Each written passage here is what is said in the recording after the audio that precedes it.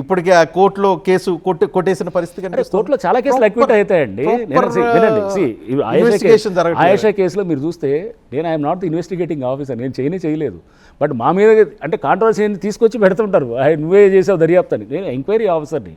దాంట్లో జరిగిన వేరే ఎంక్వైరీస్ అన్నిటితో భాగంగా ఆయేషా కేసులో కూడా ఉన్నది. సిబిఐ ఇన్నేళ్లు చేసిన తర్వాత కూడా వాళ్ళేమి మేము చేసిన తప్పని ఎక్కడ చెప్పలేదు. ముద్దాయిని వాళ్ళు మళ్ళా కన్ఫర్మ్ చేయలేకపోయారు, కానీ ఈ సత్యంబాబు ముద్దాయి కాదు అని చెప్పట్లేదు ఎక్కడ. మీరు అది కూడా గమనించాలి. సో సత్యంబాబుకి 8 ఏళ్ళు జైలు శిక్ష పడ్డది.